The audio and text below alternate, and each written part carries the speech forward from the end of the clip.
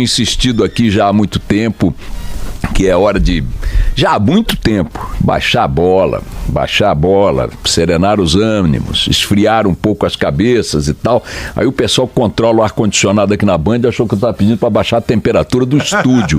Tá um frio desgraçado aqui dentro. Começaram a esfriar as coisas pelo lugar errado. Então, ô segunda-feira invernal, para não falar infernal. Mas olha, deixa eu pegar aqui o fio da meada um pouquinho. Vivemos no fim de semana, todos acompanharam pela televisão, enfim, pelas rádios, pela imprensa, o ápice, né, até agora, porque outros podem vir. É o caso de vários ápices, né? É uma cordilheira de ápices. O ápice do drama envolvendo o ex-presidente Lula. Como assim? Você está dramatizando? Não, drama no sentido assim, do clímax, né? Lula está preso.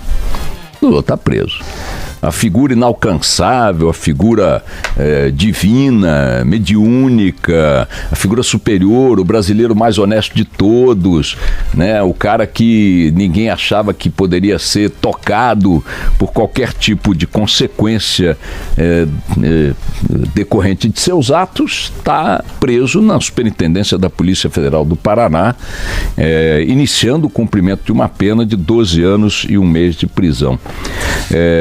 Muitos consideram que Lula foi vítima de um julgamento injusto por parte do juiz Sérgio Moro.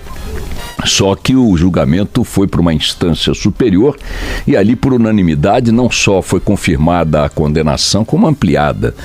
Depois, Lula foi com seus advogados ao Superior Tribunal de Justiça e ali também o relaxamento de sua prisão, o seu habeas corpus preventivo foi negado.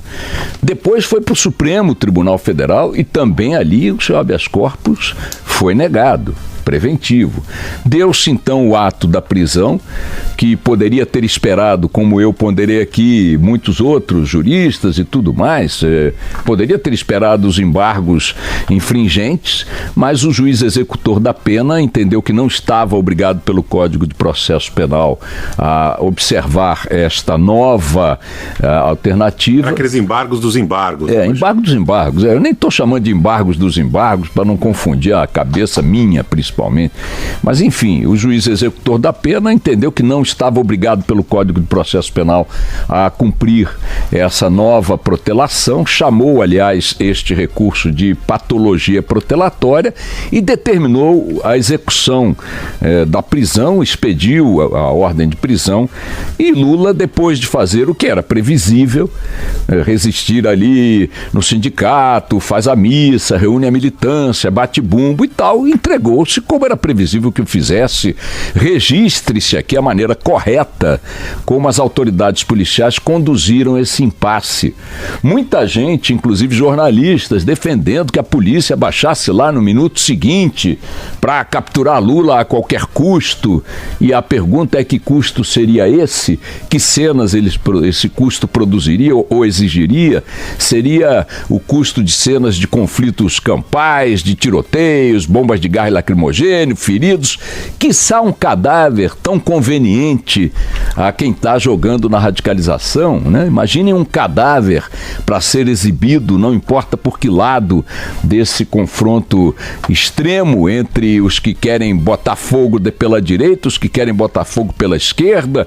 Enfim, o processo se deu com as anomalias que eu chamaria de aceitáveis diante das circunstâncias. É claro que colocar na cadeia um político que em qualquer país do mundo tivesse o protagonismo contemporâneo que Lula tem na política brasileira produziria, no mínimo, instabilidade emocional, no mínimo, para não dizer outras instabilidades que não se configuraram.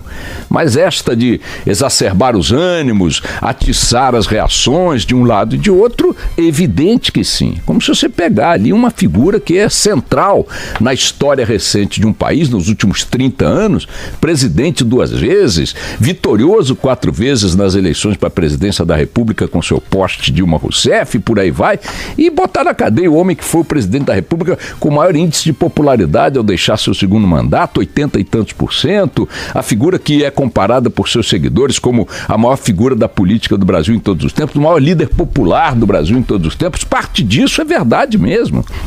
Imagine o que significaria simplesmente bater na porta dele às 6 da manhã com o japonês da Federal e levar no camburão. Não ia ser assim. Dentro da excepcionalidade do acontecimento, registremos as coisas transcorreram na mais absoluta ou possível normalidade. Ah, o Lula tinha que ser preso imediatamente. Bom, tá bom, mas não foi. E aí? Deixou de ser preso? Não. E o que aconteceu, minha gente? Tá preso. Hoje é uma segunda-feira e aqueles que batem no bumbo de que o país está à beira de uma guerra civil, aqueles que batem no bumbo dizendo que o ex-presidente Lula, uma vez preso, o país entraria em convulsão geral, e coisa, cadê? Não tem. E não vai ter hoje. E não vai ter amanhã. Ah, não, mas vão fechar as estradas. Sim, fecham estradas o tempo todo. A militância, né, especialmente do MTST, do MST, de outros grupos políticos, tem esse tipo de prática que de vez em quando, aliás, é ensaiada pela direita também. O que fizeram os arautos aí do combate ao Lula na caravana lá no sul? Fecharam estradas, bloquearam a caravana, deram uns tirinhos, jogaram ovos, jogaram pedras. Então, são práticas que vão se disseminando nas extremidades da ação política e que podem se repetir agora, aqui e ali, mas eu quero insistir no fato de que a história está caminhando sem que o Brasil esteja à beira de uma convulsão geral. Mesmo hoje, mesmo amanhã, mesmo depois, não vai haver isto, por uma razão muito simples. Quer em função de Lula solto, quer em função de Lula preso, o foco que a população está mirando é a eleição de outubro. Ali a população vai se manifestar no seu conjunto. O que está acontecendo agora, queiramos nós apoiar ou criticar, é a ação de uma parte, e uma parte bem pouco representativa do ponto de vista numérico, né? Reação dessa parte pouco representativa do ponto de vista numérico a um fato que está seguindo sua cronologia inevitável. Condenado sendo, perdendo os recursos que perdeu, para a cadeia tem que ir qualquer um à luz do que determina a lei no Brasil hoje. Pode mudar na quarta-feira, se o Supremo Tribunal Federal entender que tem que se alterar a determinação de prender condenados em segunda instância. E se o Supremo assim entender, numa decisão apertada que pode acontecer, o que acontecerá? O país cairá numa revolução? Teremos uma guerra civil? Não, também não teremos. Teremos a gritaria de um outro lado, também e talvez até mais expressiva, ou igual, ou menor, também com atos extremos aqui e ali, com ataques eventualmente ao prédio de algum ministro do Supremo, como o pessoal do MST atacou o prédio da ministra Carmen Lúcia em Belo Horizonte, situação até agora, aliás, não apurada pela polícia do governador petista de Minas Gerais, mas não teremos uma convulsão nacional. E por que eu estou me fixando nisso? Porque é isso que representa que a sociedade, o conjunto da população, não vai embarcar nessas aventuras de ir para a guerra, de ir para o pau, de ir para o confronto generalizado, aberto, incontrolável, em função da pauta que gira na agenda da classe política. A hora que chegar um japonês da Federal na porta do Moreira Franco, do Temer, do Aécio Neves, haverá também quem queira dizer que é injusto, que é precipitado. Vocês têm dúvida que a hora que um figurão desse da República receber o que a justiça manda que se aplique a ele, também não haverá esse mesmo tipo de discurso? Haverá. Mas não, a população não vai embarcar nisso.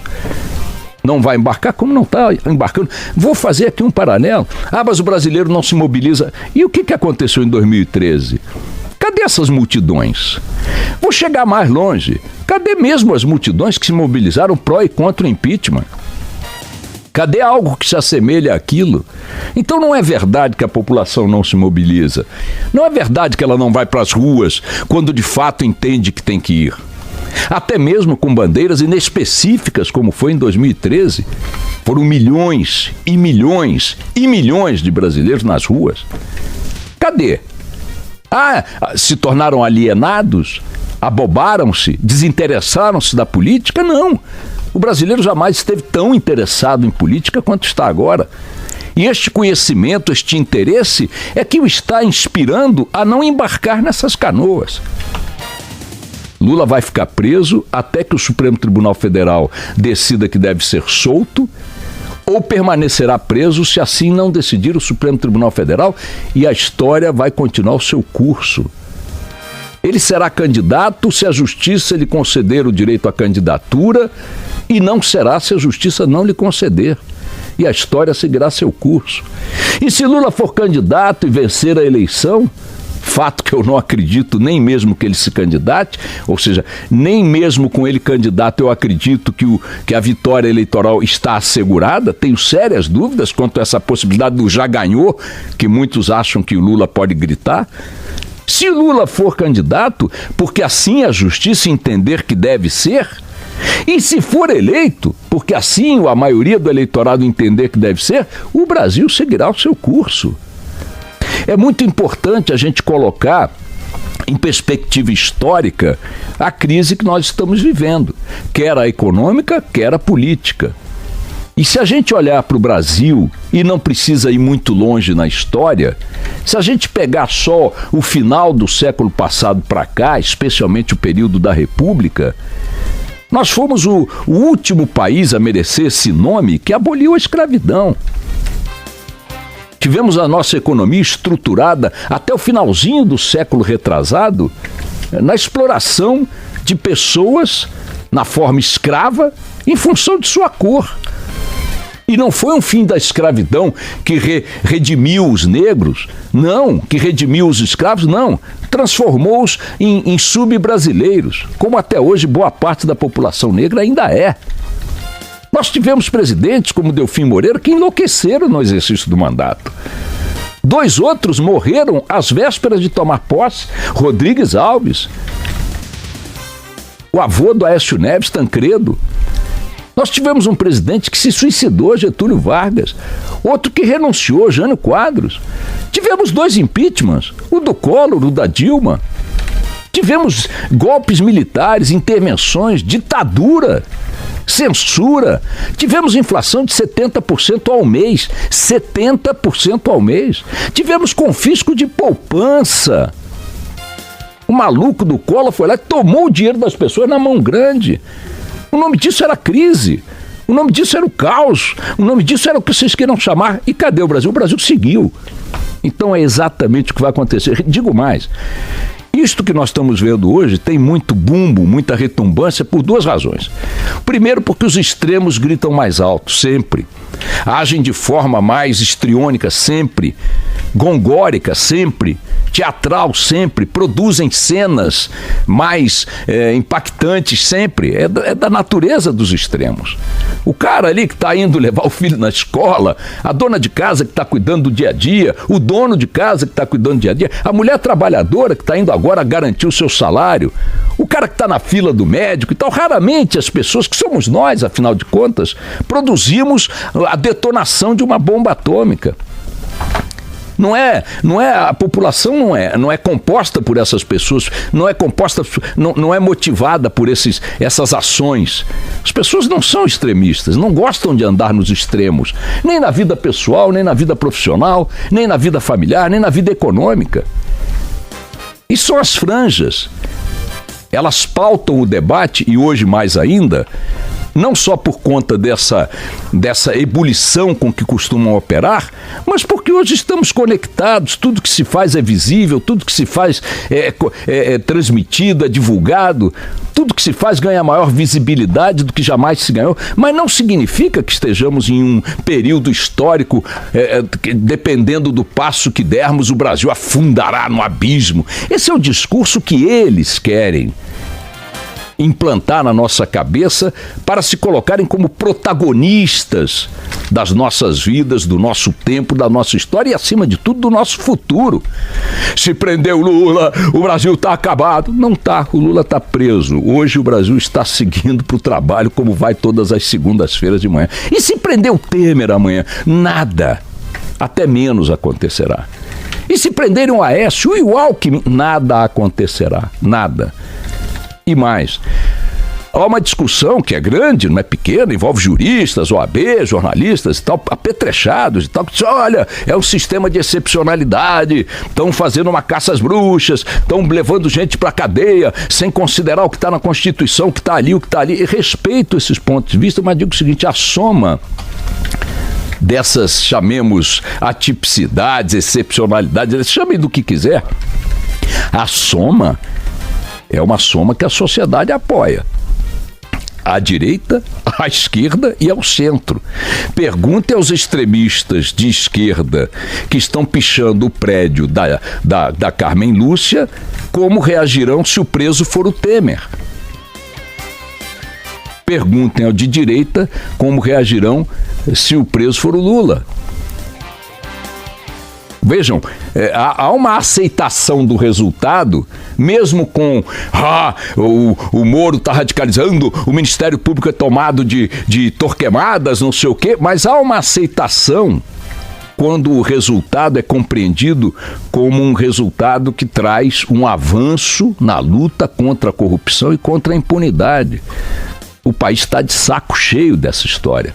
E não está de saco cheio dessa história na esquerda, na direita ou no centro, está de saco cheio dessa história em todos eles. Então, minha gente, quando eles se depararem com o espelho, com as consequências do que fizeram ao longo de décadas, de séculos, e começarem a gritar, mesmo com o discurso do Lula, ou com o do Temer e seus amigos, ou do Aécio e seu sentimento de perseguição, ou do Alckmin e sua santificação, não importa. Quando eles começarem a gritar, saiba que estarão gritando por causa dos seus umbigos, não por causa da nação brasileira que estará por conta disso à beira de um colapso. O colapso não passa por aí. Nós temos várias coisas que nos colocam à beira de, não diria precipícios definitivos, mas precipícios expressivos. O buraco social é gigantesco, a educação está largada, a segurança pública é um caos, a saúde pública é um caos, a preservação ambiental é um caos, a população de rua não para de aumentar, temos problemas seríssimos. Aí sim nós temos problemas, mas não nessa agenda deles. Essa agenda deles alimenta o oba-oba das suas galeras, de um lado e de outro, de seus bons e bem remunerados advogados, de um lado e de outro, de alguns amigos mais chegados nas Cortes Supremas, de um lado e de outro. Mas não é a nossa agenda, não é a nossa pauta, não é o nosso destino. Vamos ver o que o Supremo Tribunal Federal vai fazer essa semana e preparemos-nos para qualquer tipo de decisão. Uma vez tomada, deve prevalecer e a vida deve seguir. Vamos lá.